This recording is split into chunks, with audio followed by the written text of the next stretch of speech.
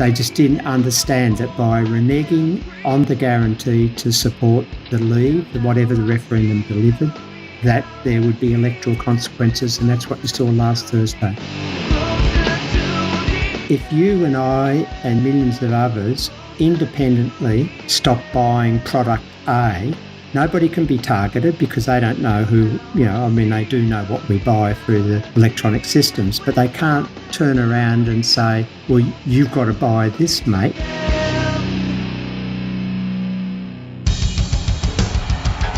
What I have said is that this campaign is not just about electing a president, it is about making a political revolution.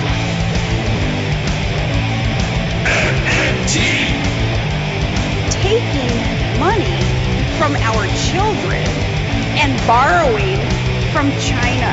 People are dying. Is the program so critical it's worth borrowing money from China to pay for it? And if not, I'll get rid of it. Stop lying!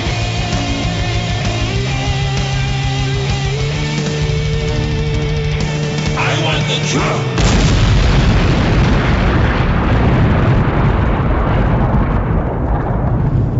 Now let's see if we can avoid the apocalypse altogether.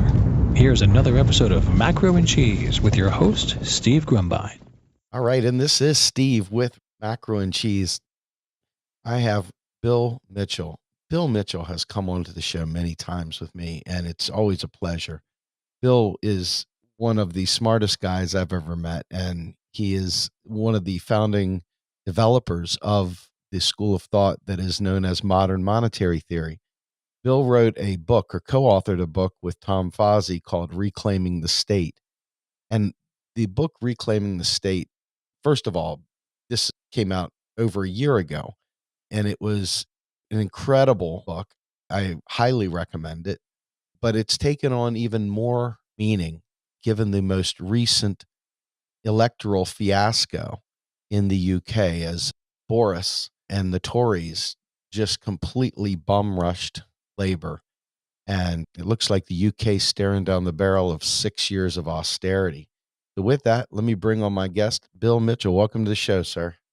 Thanks, Steve. Thanks for having me. How in the world? I mean, you would think after all the time that people have invested in trying to explain the interactions, not only within the European Union and the Eurozone, but that understanding the complaints that led to a Brexit massive majority, that there would have been more than just the surface level critique of xenophobia and bigotry, that there may have been a deeper story at play here. Your book, Reclaiming the State, as I said in the intro, is just absolutely visionary when you look at this. Can you explain to us the thinking behind your book, Reclaiming the State, and then kind of help guide us into the current events that just happened? Yeah. By the way, it's 5-year electoral terms in Britain rather than 6, but small point. Look, in 2015, I wrote a book on the Eurozone. And for many years, I've been going right back to the early 90s when the Maastricht process was going on to define and then ratify the Treaty of Maastricht, which really set in train the processes to set up the common currency. I was involved in early discussions in the 90s in Europe about that. And as a young academic, I was really puzzled by how it came to pass that social democratic parties, so you call them the Democrats in the US, we call them the Labour Party here and in Britain, for example, and then there are various other names, Socialist, SPD, whatever. How these parties, who were meant to be representing the progressive side of the worker struggle within capitalism, could possibly agree to terms that set in place, but not only in place, in the legal structure of the common currency, the Eurozone, set in place the repressive characteristics of neoliberalism. So in 2015, the culmination of that research came, I published a book called Eurozone Dystopia. And that was my 500-odd page journey through how this had occurred. Now, it became apparent to me that we needed to explore further the role in which the progressive side of politics, and that's not just the politicians, that's all the apparatchiks and the academics and all the rest of it, the by now social media, etc., had somehow justified this position that all we need to do is reform the EU and remember that the Eurozone is just the most advanced expression of the neoliberalism that is embedded in the treaties that established the European Union. And so I got to talking with Thomas Fazi, who I'd met. He's an Italian journalist. He had actually invited me to a major conference in Florence where these issues were discussed, and he was representative of a press body that was setting up this workshop that I was invited to. And Tom and I got talking, and he was puzzled by it all too. At that stage, he was what we call pro-Europe. He thought that he was a reformer rather than a dissolver. I'm a get rid of it all. And we set about trying to track through history the turning points where the left, the social democratic movements, became neoliberal. What happened? How come these meant to be progressive forces for the working class, and historically that has been men in blue-collar manual type jobs and women in rather menial, by which I mean low pay and looked down upon service sector jobs like cleaning, etc., which, by the way, is the most important job there is because it stops us getting the worst of the infections. But we set about working out how come these representatives of the workers were actually leading the charge on implementing neoliberal regimes. So the first part of Reclaiming the State traces these turning points from mid-70s in Britain, the British Labour Party adopting monetarism with Dennis Healey and James Callaghan. They were monetarists and Austerians before Maggie Thatcher. Then we looked at Francois Mitterrand's government in 1983, where there was this huge austerity turn by the socialists, which led Jacques Delors, who was an economy minister with Mitterrand and later became president of the European Commission and later became the head of the committee that established the Maastricht process. They turned to neoliberalism, and on it went. And the second half of Reclaiming the State is, well, what are we going to do about this? How does a progressive narrative get through all of that despondence on the left that globalisation has meant that the state is powerless now and that the role of macro policy has to be to appease the amorphous foreign exchange markets and the investment bankers, and that had become the left's perception of what government was about, and that resonates today.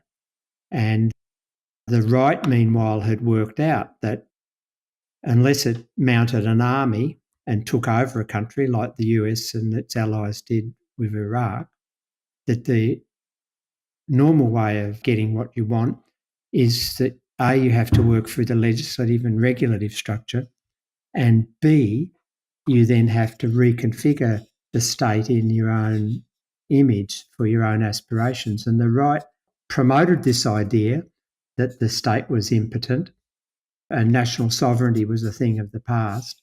But meanwhile, back at the ranch, they were working flat out using the lobbying and the influences through the legislative and regulative processes of various nations to basically get what they wanted, privatisation, deregulation, and all the rest of it.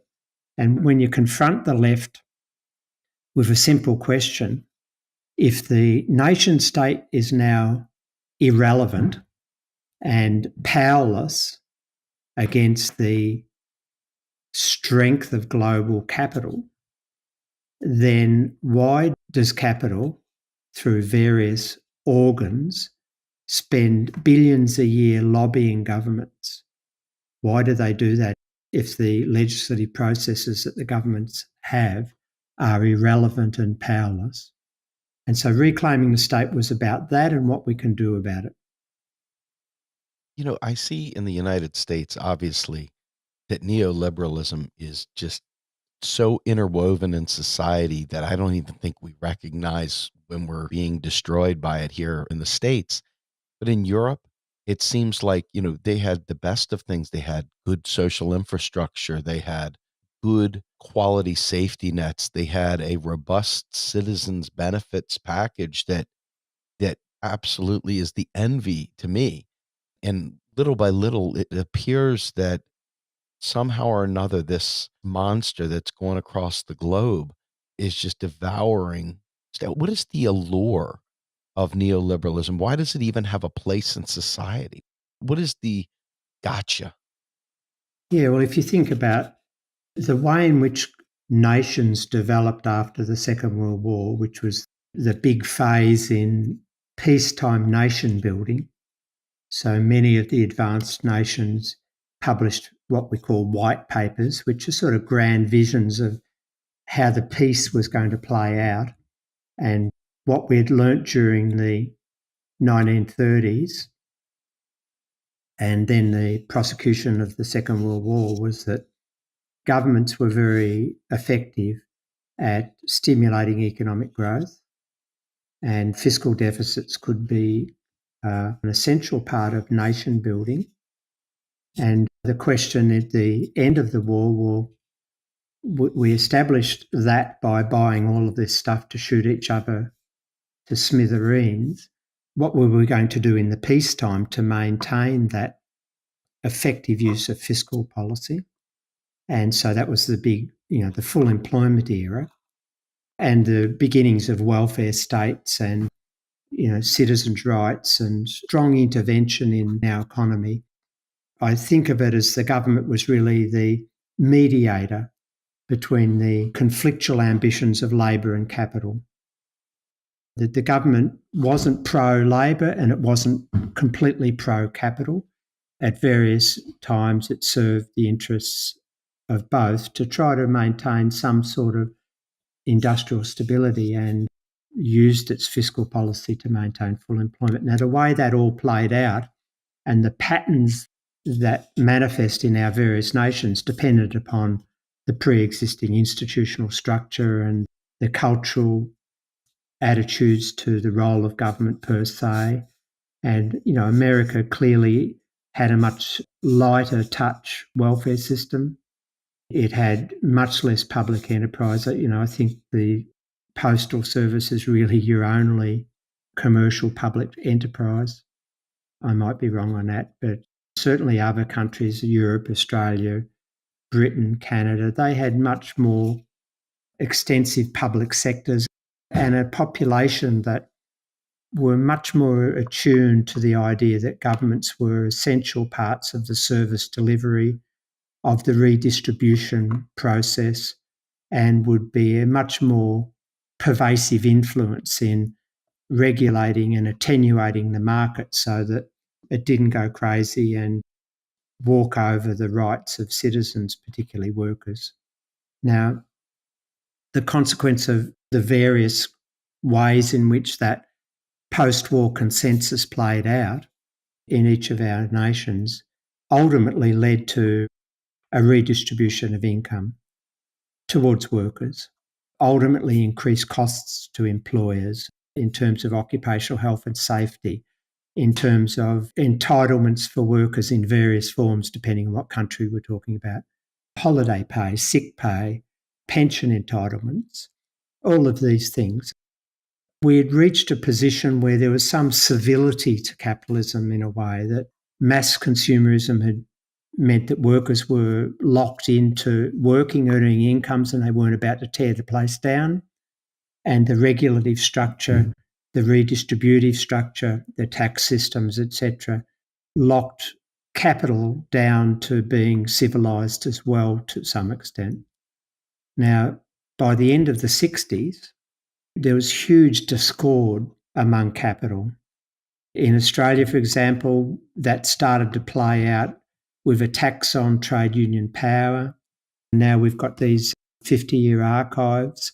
We have letters sent by major industrial leaders in Australia to the Cabinet, to the Treasurer, urging the Treasurer to use policy to create some unemployment so that would discipline the bolshy workers and allow capital to resist what the society considered to be reasonable demands for wages growth in proportion to productivity growth and all the rest of it. And of course, capital became very organised. The expression at the time was profit squeeze. We've got to eliminate the profit squeeze. That was around the world, there were papers being written about the profit squeeze. And the way that played out, say, in the United States was the famous Lewis Powell Manifesto in 1971. And if your listeners are unaware, Lewis Powell was a lawyer hired by the major industrial interests to come up with a strategy to wrest back industrial power from the workers towards capital. And his manifesto laid out a whole series of things like development of think tanks. That's the era you saw all of those Wall Street finance think tanks started to develop, take over the media, Fox News, infiltrate education systems so you get conditional funding to tertiary institutions, example, just do research that's paraded as research but really is just serving the special interests of capital, and more. And that sort of process occurred in all of our nations. You know, you had evidence now the CIA was promoting the continental Marxists in Europe because they funding presentations and workshops with these continental Marxists because they had ascertained that these guys were interpreting Marx to the point of being ridiculous, and if they promoted them, it would lead to dissatisfaction with Marxists and therefore attenuate the sort of power of that as a left-wing organising idea. And all of these things were happening through the 70s as the academy was turning away from Keynesian thinking towards monetarism. And you put all those things together and you've got a really well-funded, highly strategic, well-marketed campaign to wrest control back from governments. And then under the guise of globalisation, we conflated the increasing global nature of supply chains with the what we call neoliberalism, that we needed to have the neoliberal policy regimes inflicted on us as a necessary consequence of these global capital movements.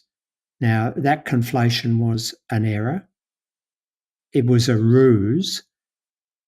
The global supply chains were welcome developments and could have been easily regulated. To say that then you needed all of this deregulation and freedom of movement and whatever to maximise well-being, to maximise wealth creation was just a lie. And the problem was that we all bought it. We were all bombarded with these massive marketing campaigns. There were divide and conquer campaigns, different manifestations in different countries. So in America, the sort of socialism word was the press button word. In Australia, we had massive campaigns to vilify the unemployed, that they were bludgers, lazy, and there was a nomenclature invented to divide us into thinking that we were individuals and our well-being would be determined by our individual endeavour. And all of these things combined to give a sort of legitimacy to this increasing attack on the state and the reconfiguration of the state's capacities to serve the interests. So the state was no longer a mediator between labour and capital, but became an agent for capital. So what happened here with this most recent election?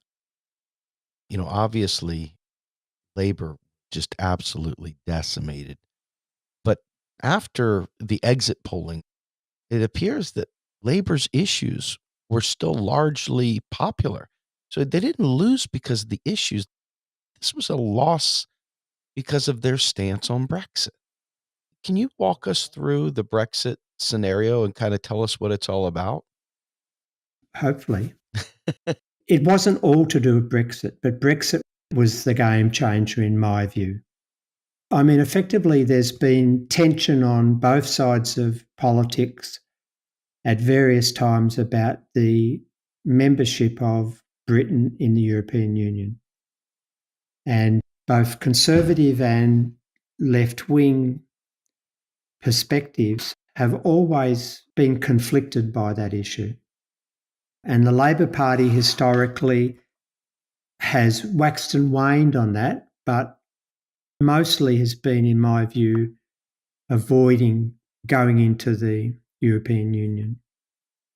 And really, the accession into the European Union was pushed through as a consequence of the rising concepts of globalisation and monetarism. So that's the first point.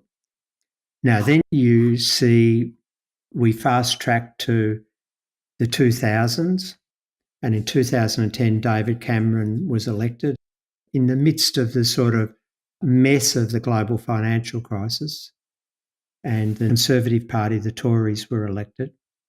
Then they inflicted shameful austerity on a nation, and the hollowing out of the state, the defunding of local governments, which provide really important human-to-human services in Britain. You saw libraries closing down in local government areas because of just lack of money, and really important services being compromised and gone in some cases. So, from 2010 onwards, there was a really harsh austerity inflicted on Britain by a government who had become obsessed with the deficit, etc., which arose as a consequence of trying to respond to the collapse of non-government spending during the crisis.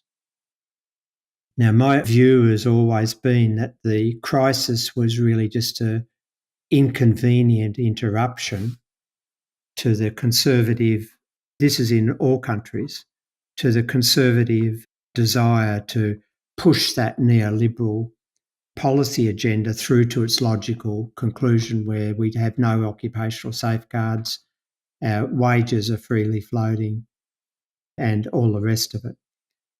The GFC was just an inconvenient interruption. So the austerity was presented to the people as being a matter of solvency of the government, using all of the sort of myths that the mainstream economists parade out. But it was also a resumption of the agenda that the Labor under Blair and prior to that, the Tories were pushing through in Britain.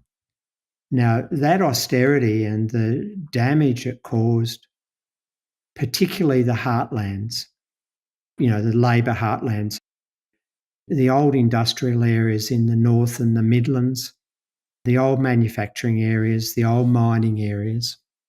These are the areas that less educated, more manual trade type occupations, which were dominant income generators in those areas, they really lost out by increasing free trade type arrangements, by deregulation, by the destruction of the manufacturing sector.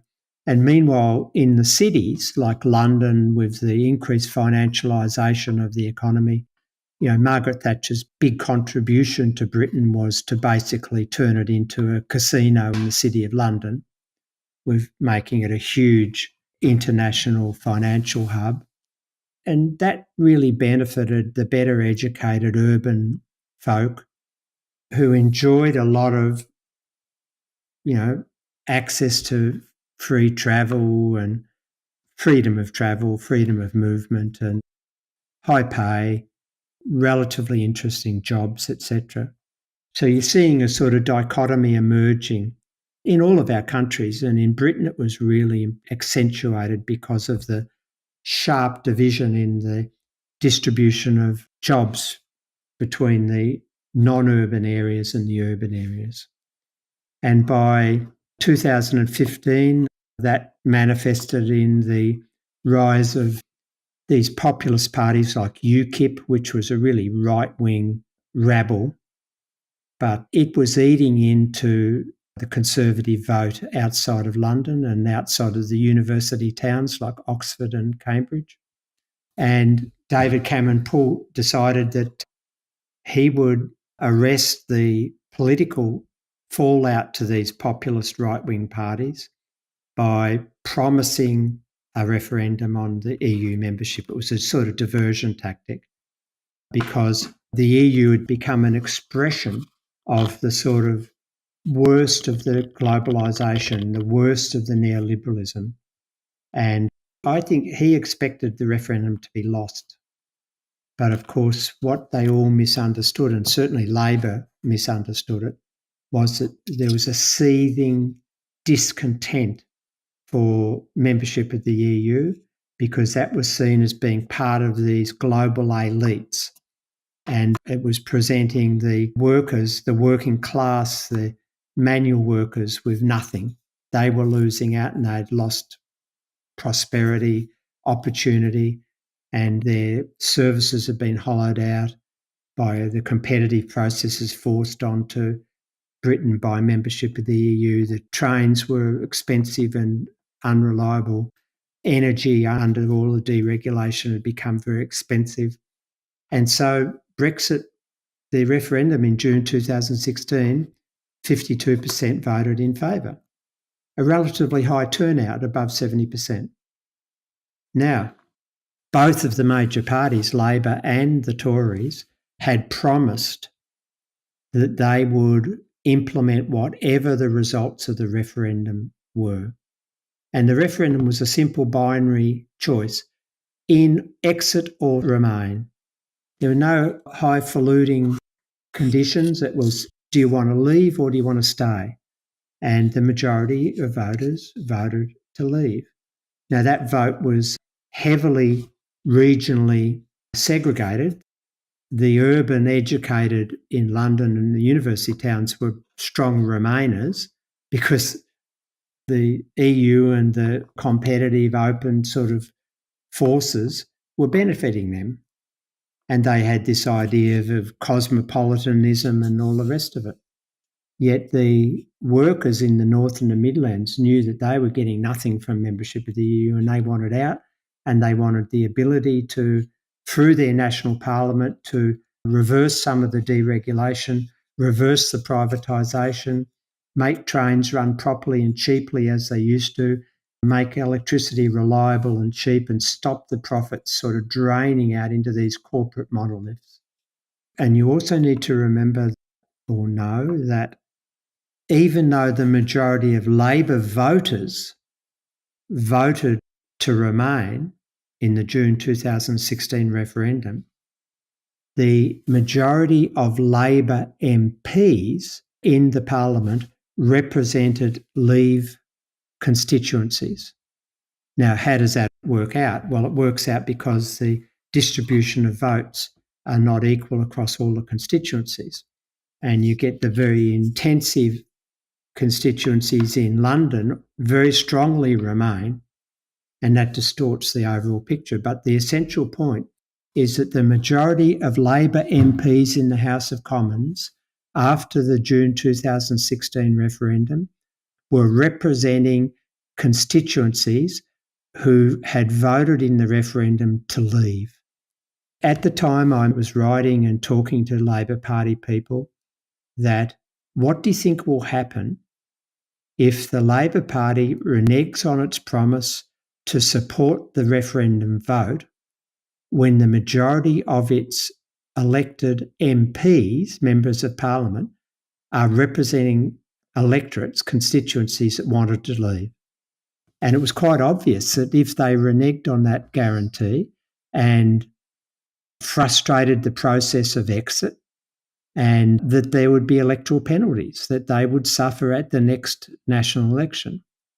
And we reached the point by this year that the tension within the British Labor Party between the educated urban cosmopolitans who were Remainers and the rest of the Labor Party members and voters in the Midlands and up in the northern industrial areas and the mining areas, the tension had become so great within the actual Parliamentary Labor Party that the party reneged.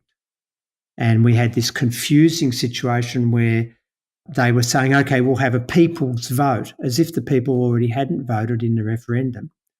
And that then they said that they would present, if they won office last week, they would have another vote and they would support the Remain side of the debate. Well, what we saw last Thursday was that, in effect, we've had a second referendum, and that overwhelmingly indicates that leave is still the preference, because the Labor Party lost the ability to form government because its traditional industrial voters in the North and the Midlands, who have been rusted on Labor voters forever, have turned on them. Some didn't turn up, but others voted for the Tories for the first time probably in their whole lives. And now you've got old Labor areas representing the Tories, the Conservatives, because the Tories kept the message very simple: get Brexit done.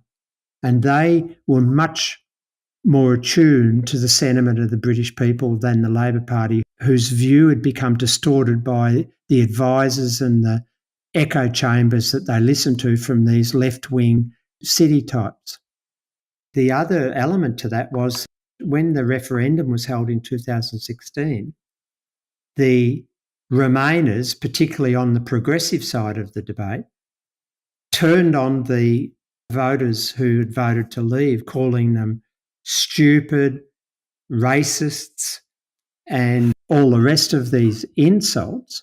And then they started running this line, there'll be this concept of regret, that as soon as these idiots up in the north who voted to leave, these dumb racists, as soon as they realise that it's going to turn on them, they'll regret, as in Brexit, regret, and they will then have another referendum and they'll change their minds, as if they're stupid and dumb. The Leavers understood that they had nothing much further to lose.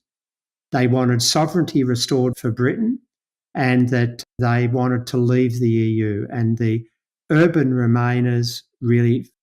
There was an article in the Australian press this morning about how the title of the article is something like, "They hated the workers," and they hate the workers. And it's about these urban elites on the left who have got such disdain for the less educated, poorer, more manual workers up in the North and the Midlands, that they just didn't understand that by reneging on the guarantee to support the leave, whatever the referendum delivered, that there would be electoral consequences, and that's what you saw last Thursday.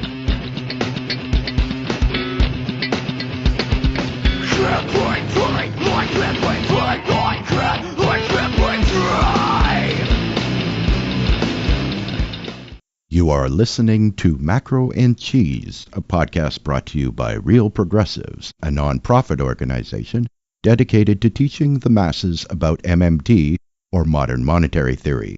Please help our efforts and become a monthly donor at PayPal or Patreon. Like and follow our pages on Facebook and YouTube, and follow us on Periscope, Twitter, and Instagram.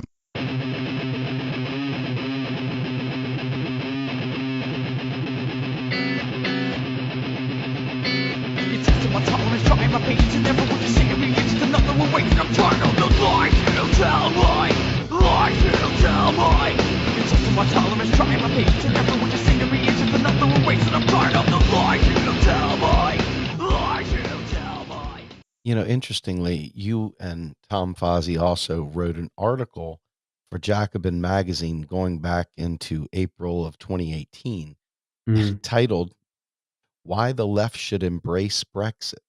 Yeah. To me, I want to just say this is almost akin to predicting the global financial crisis that MMT was able to do in advance. You guys were able to see through this Brexit thing as well. And this seems to be a uniquely MMT thing. The MMT lens, those people that are informed by MMT, that are informed by the comings and goings as it's related through the lens of MMT, appear to be able to see things in a much clearer way. I mean, looking back on it now, how do you see that? Does it feel good to see it? Does it validate the work? Or is this a little bit of a sad moment that you kind of wish they would have heard you? Well, the first point I make is that there were non-MMTers who had the same view about what was going to happen. So it's not just the genius of the MMTers, and I'm laughing here. Oh, No, look, to me, it's the whole thing is deeply frustrating. I remember in 1996, I was guest of the European Commission at a workshop in Florence where the topic was they were working out how to structure the operational aspects of the Treaty of Maastricht. In other words, the framework in which the common currency, the euro, would operate within, the Stability and Growth Pact and things like that. And they had a couple of outsiders from federations, and so I was an outsider, of course. And my contribution was that this whole house of cards, the first major recession, will expose the dysfunction that's inherent in the architecture of the Eurozone, because they had deliberately decided not to have a fiscal capacity at the federal level, even though it wasn't a formal federation like, say, the United States or Australia or Canada. And at the time, it was very obvious that it was going to be a dysfunctional system that would ultimately be austerity prone. And at the time, the officials on the European Commission that were at that workshop and European academics just laughed at me, really, and said, "You're an outsider, you don't really understand. We know better about Europe than you do." And yeah, it was very frustrating. And I think the same sort of thing in more recent times with the Brexit process and evolution of British Labor Party policy. The same thing, and you will have seen some of it on Twitter, the vilification of the views that, say, Thomas and I had from the urban left. I call them the Europhile left in Britain. "Oh, you don't know what you're talking about, you're stupid." I was called delusional by very key progressive people who were in Britain and influential in the debate, and within some of them either current or ex-Labor Party advisors at a senior level. So, yeah, I got it right, there's no doubt, but it doesn't give me any warm feelings. It makes me ill to think that the neoliberalism and the inability to see through your own prejudices has led to policy choices and policy decisions that have got such a fundamental political consequence that you've got one of the worst conservative governments ever in Britain, as given their track record over the last 9 years, and the Labor Party can't win an election. And that's a deeply sad moment, I think. Thursday was a very sad day, and I don't even live there. And people of my ilk who've had these views have been trying to impress them through various formats. I go to Britain often. I met with John McDonnell last year. I write emails and what have you. I've got activists who are pushing these lines, and the blindness and the groupthink's not just a right-wing thing. It pervades all organisations if they're not careful and not open to new ideas. And so it's a really sad moment, I think, and demonstrates just how far our social democratic political forces have deteriorated and lost a connection with their support base.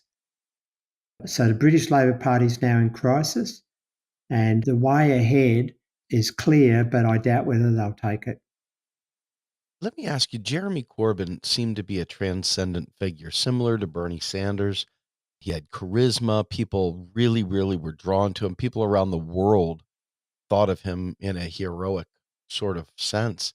And yet his message, as resounding as it was, he literally was run out of government.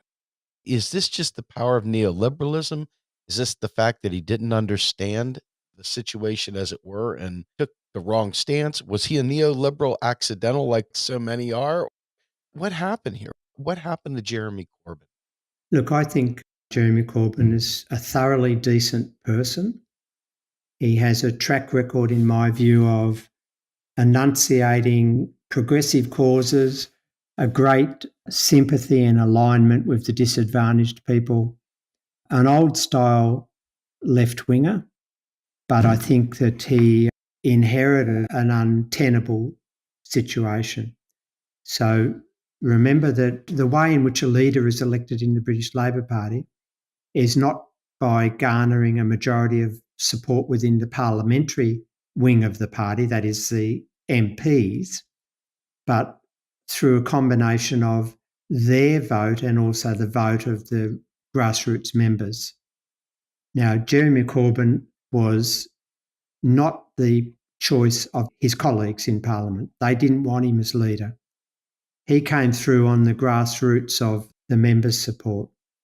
And remember that the British Labor Party is completely torn because it's got the strong component of the parliamentary team are still New Labor Blairites who were neoliberals, Tony Blair's supporters, who helped contribute to the financial crisis by its approach to regulating the banks, or not as the case may be, who had supported the invasion of Iraq based upon the lie that there were weapons of mass destruction and all of that.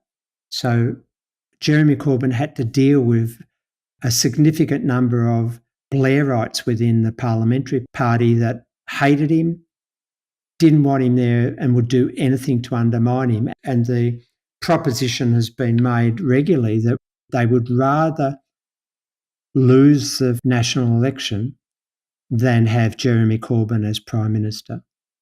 So you're dealing with a split party where your immediate colleagues who you're really relying on for policy development and political support actually have got the knife ready to shove it in or cheer when it is shoved in the back. And in that environment, you're going to get a leaking environment to the press, all sorts of divisive statements being made. And in the way in which they got at that manifested, of course, was this anti-Semitism. They worked out that the way to get him was through allegations of anti-Semitism. And as a matter of disgrace, the progressive press like The Guardian and Novara Media and other places pushed this line that the Labor Party was a harbinger of anti-Semitism and Corbyn was doing nothing about it. Now, this was just a dirty tactic, and I thought it was sort of reaching the depths of filth to use such an important concept of anti-Semitism in a purely opportunistic manner. Now, Corbyn's no way is in anti-Semite, and some of the people that they fingered as being anti-Semites and ultimately drove out of the Labor Party were not anti-Semites either. And criticising the extremes of Zionism and expressing sympathy for the Palestinian people is not being an anti-Semite, it's being a humanitarian. And so they really stitched Jeremy Corbyn up to the point where his electoral appeal, quite apart from the Brexit issue and other issues, his electoral appeal faded. And they were then able to demonise him as being an extremist and that his program was going to be a socialist program which would destroy individual enterprise and all the rest of the stuff that then follows from that. And these were contributing factors. And, the Guardian newspaper, for example, ran a relentless anti-Semitism campaign against Corbyn. It was unfounded, unfair, but very effective. And I'm sort of seeing the same thing emerging in the US at the moment. Oh, yes. The most recent attacks by centrist Dems on Bernie Sanders being an anti Semite because of having pro Palestinian members on his team within his campaign is just preposterous. The funniest thing is that, there's a going saying that, hey, I'm ready for the first Jewish American president, being Bernie Sanders. Yeah. It's kind of hilarious on one level and absolutely appalling on another, because you think nobody could fall for this, could they? Yeah, but they will. No, they will fall for it. In our Western cultures, as a consequence of what happened during the 1940s and our memories of that, it's such a massive tarnishing assertion to say someone's an anti-Semite. And it's almost impossible to defend yourself against it. And the media are so organised. We've seen that in Britain now, that you've got no defence against it. It hits the fan, is the expression. It's very hard to get it up once it does hit the fan, get it away. And so in the same way that those sort of allegations destroyed Corbyn's image, I suspect the same sort of tactics will be used to undermine Bernie Sanders' image. There's no reality. It's just the taint is impossible to get rid of. It's absolutely amazing because you see guys like Joe Biden in the United States. The only thing separating them from a very, very highly conservative and offensive right-winger is the fact that they've got this veil of legitimacy by having a D in front of their name. And if you hear Joe Biden, we played a clip the other day comparing Joe Biden's push for conservative, whatever happened to conservative values and fiscal values. And when I said put a cut to stopping spending, I wasn't just talking about social spending. I was talking about Social Security as well. And I just listened to it. I was like, wow, minorities in this country are lining up in droves behind Joe Biden. You got people all over the place that are trading off the old Obama years, the king neoliberal, Yeah. and they're lining up behind Joe Biden. And Yeah. just recently, though, Bernie Sanders has started surging as Elizabeth Warren has started dropping down. And I suspect the establishment neoliberals in this country will continue throwing up these candidates to see which one will stick. But Joe Biden has name recognition, had spent 8 years behind Obama as his vice president. And this is a guy who wrote the crime bill. He's even on record saying that Obama was a well-spoken Negro. Yeah. We're talking about a guy who just every possible thing that you really could point the finger at, he's done.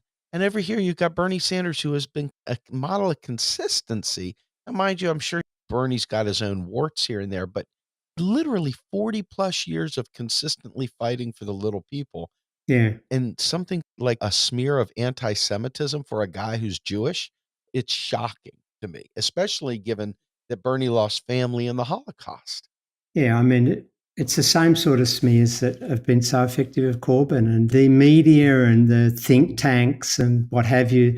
They must be sort of trawling around all the time for ruses which will press the most buttons. And the one they found in Britain was the anti-Semitism, and it may not work as well in the US election. The US situation's a little bit harder to even understand than the British, to tell you the truth, but the parallels are really strong. And, you have to ask yourselves, and all of us have to ask this question of how come a guy like Donald Trump can rise to become the president of the largest economy and the one with the most nukes? How come that happens? That's got to, in my view, reflect a deeply dysfunctional political system. And in that sort of system, the likes of Biden, who's got the old Democratic money, and that money is going to be completely confident that if Biden gets the gig, then all of the old largesse that's flowing to the lobbyists and what have you will continue to flow. I think they are deeply fearful that if Bernie gets the nod, he may well be able to beat Trump. if Trump survives the current process. And the business as usual would be so disturbed and disrupted if Bernie was the boss. The same as in Britain. If Jeremy Corbyn had won and became Prime Minister, then business as usual would have been over. And the parasites that live on government procurement contracts and benefit from all of the deregulation and what have you, they would have been losing out. And they're not going to allow that to happen anytime soon, I don't think. What I don't understand in the American situation is all of these polls seem to be pointing to some surge by Bernie and certainly at the expense of Elizabeth Warren. But they become irrelevant, don't they, when these super PACs come out and reflect the sort of Democratic elites. Isn't that the case? Well, in the Democratic Party, they've got something called super delegates. Yeah. And what happens, and this kind of is interesting, this speaks sort of to what happened in the UK, where you've got these areas that, voted heavily for Bernie in the last primary. And then the super delegates of those areas weighed in and said, yeah, I hear you voters, but guess what? I've already pledged myself to Hillary, so I'm throwing my vote, which counts more than your votes, Yeah. to Hillary. Yeah, that's what I understood. They have made some very, very minor modifications. And it's interesting because what's happened in the US is they flooded the Democratic field. There was some 20 some odd candidates originally, which is just ridiculous. Yeah. And it's whittled its way down and it continues to whittle its way down. But what happens is that if you don't have a plurality, if there's not a significant majority to one person, I can't remember all the details right offhand, but the fact is that it immediately kicks in the super delegates. Yeah. So they try to say, we're going to let the vote take care of it. But if they don't hit this threshold, then we're going to bring the super delegates in. So they've muddled the water by flooding it so no one can reach that number. So it's kind of rigged before it was rigged with the veil of legitimacy. Yeah, so if the last primary campaign is anything to go by, basically the Democratic machine is not going to allow Bernie Sanders to represent them. That'd be my understanding. It's my hope. And as somebody who is an activist, I have oftentimes in other talks outside of the Macro and Cheese podcast spoken that I believe that for progressives to ever make meaningful gains, you have to take a page out of the early 70s when the environmentalists pushed and pushed and pushed, and without any kind of real electoral mandate and having Nixon in office of all people, they were able to still get the EPA passed. And so you think to yourself, that may have been throwing crumbs at the people just to sedate them, to keep them off his back maybe. But it takes, I believe, outside the party structure, because the party is so rigged that it doesn't even hear its own membership. I believe that it's going to require a populist movement outside of this party structure to force the parties to either listen to their will and bend to their will, or find out what pitchforks and torches feel like. I don't see any way around this. We've tried to do very gentlemanly approaches. We've seen people do a lot of handshaking and, well, it's just a difference of opinion. We're at a point now where the evidence of suicide rising from neoliberalism, you can't deny it. Oh, yeah. And all the returning vets with PTSD from all the wars we've fought for opening markets for neoliberalism, you can't deny it. And you've seen the stagnating wages. There's no way to deny it. You've seen the suffering. There's just no way to deny it. And now the people are finally, and it's a shame that it takes this, but you're seeing a pinch of the white middle class in the United States. And they haven't let enough people be happy and good to go, that I really do believe that the seeds of change are brewing here. Will it happen? I hope so. But I got to say that my fear is it won't, and that it will require something more drastic. But my hope is that they'll listen, they'll hear us, and they'll allow our will to be done, as opposed to what they've chosen in the past, which is to thumb us and just say, we know better than you, we're smarter than you, we're going to do our thing. Yeah, I doubt whether they'll listen, but Louisa and I were talking this morning, come to think, on this theme, as you do as you're preparing to go to work in the morning. And we were talking about the British election, etc., and the role of capital and the role of corporations. And when you think about it, the strongest, probably the most effective way we can express our voice is to mount organised and large-scale boycotts of their products. Because ultimately what their aim is to manipulate governments and get regulations in their favour and all the rest of that. What they're aiming to do is make it much easier to realise profit. And they can only really realise profits through selling stuff. And we've got the networking skills and technologies now to organise global boycotts. And my view is that we should start moving in that direction to organise these sorts of consumption boycotts and just stop buying stuff, target firms and not buy stuff. And that will force them to listen, I think. When there's huge consumer discontent for a particular product, the corporations typically respond. When there's not, they don't. So that's one thing I've been thinking about doing some work on to work out the viability of that sort of class action. What do you think about a general strike? We keep hearing people talk about that. I think that, while it would be great to see such a mass movement, I don't know how many people could partake.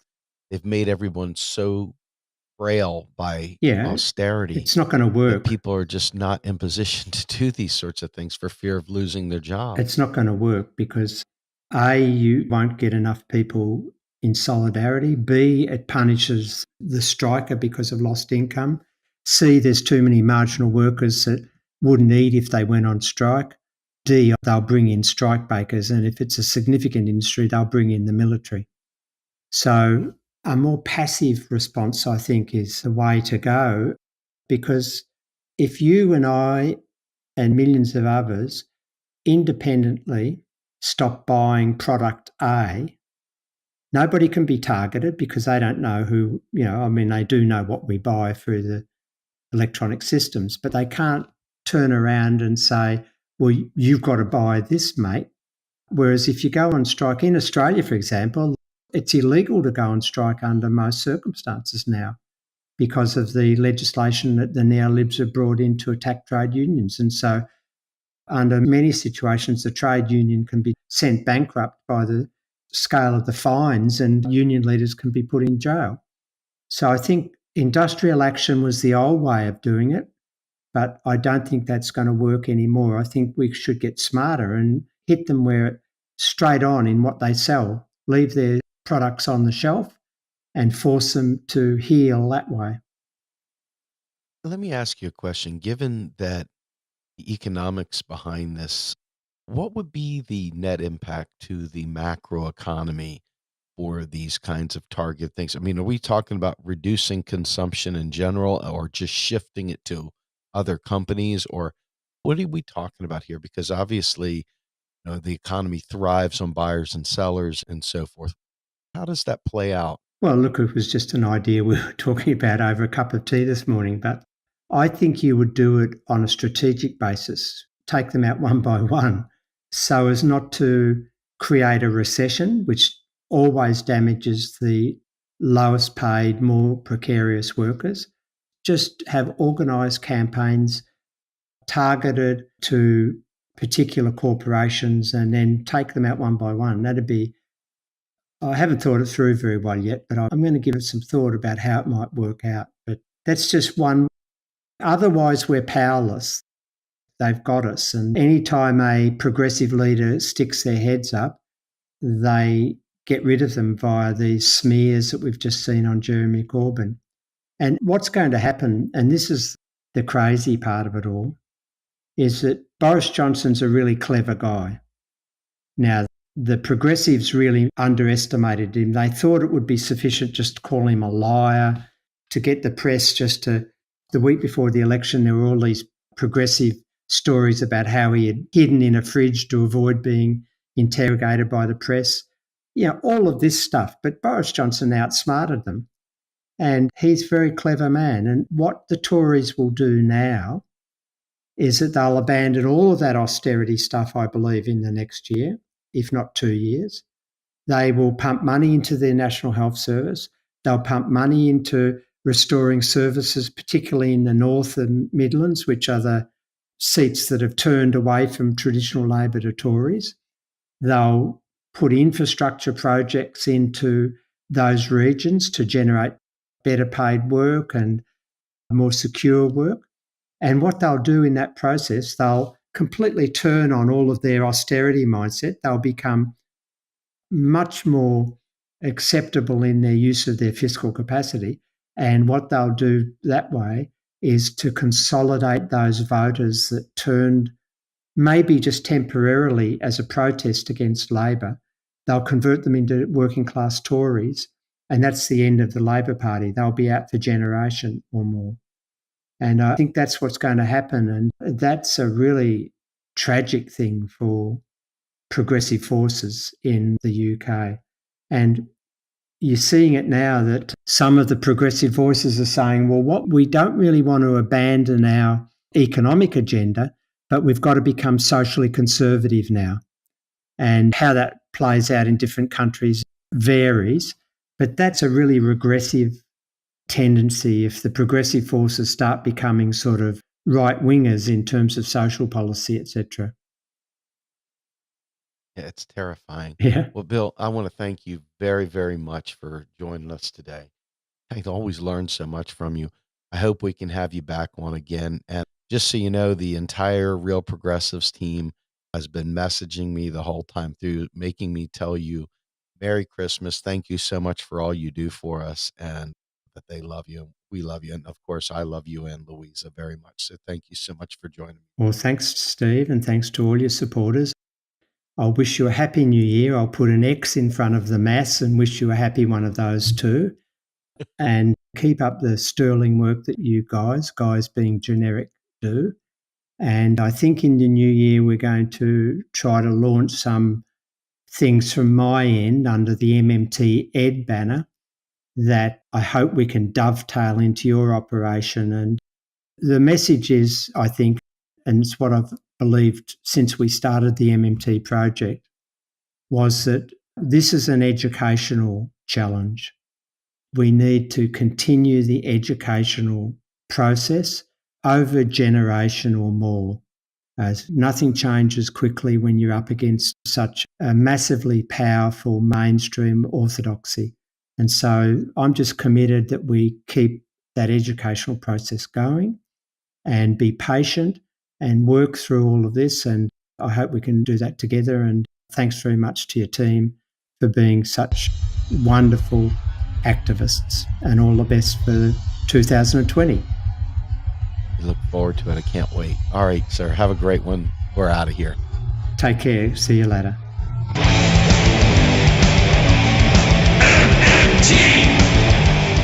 Macro and Cheese is produced by Andy Kennedy.